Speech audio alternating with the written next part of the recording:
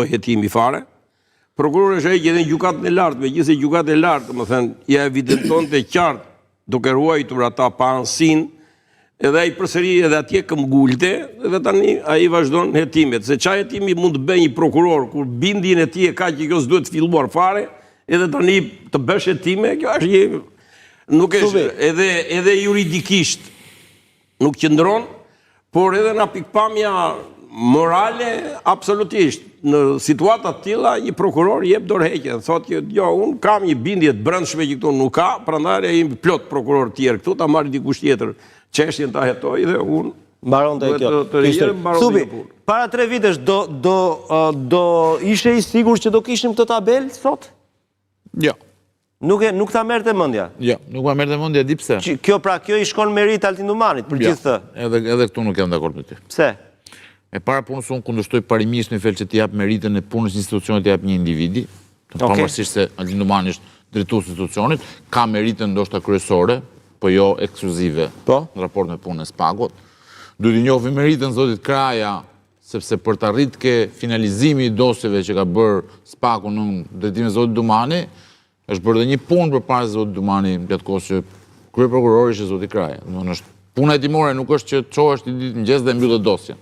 Kërkon kohë, kërkon shumë mund, kërkon shumë punë, dhe ajo që është bërë që kemi arritur në kushtet kur është finalizuar. Një pjesë e këtyre dosje janë dosje që kishin shumë kohë në hetim, dhe u mbyllën. Një pjesë janë dosje të reja. Nëse ka një merit SPAK-u me në krye zotin Dumani, gjatë se kohë është dosja Meta dhe dosja Veliaj, që janë dy dosje relativisht të reja.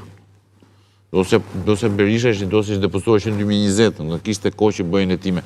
Ushtuan veprimet hetimore shumë në vitin 2022-2023, që është merit e SPAK-ut në drejtimin e zotit Dumani, por dosja Meta dhe dosja Veliaj janë dosje relativisht të hershme, të freskëta në kohë.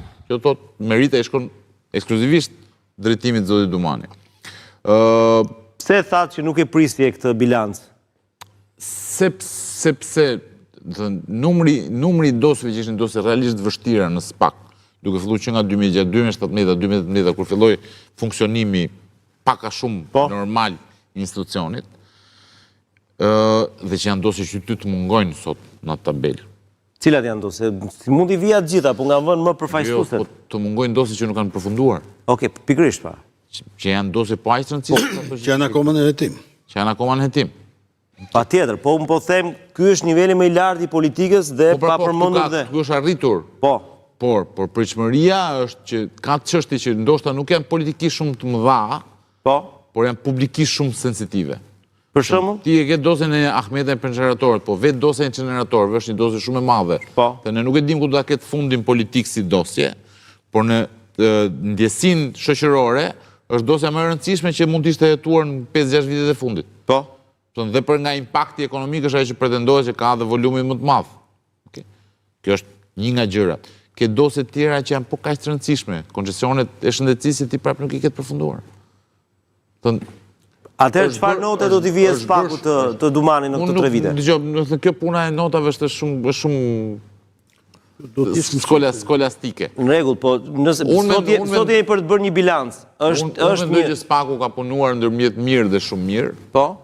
Por ka akoma nevojë të rrisë shpejtësinë me cilën i kryen hetimet. Dhe sado kompleks të jetë një hetim, sado jashtëzakonisht kompleks të jetë një hetim, nuk mund të shkojë 5 apo 6 vjet.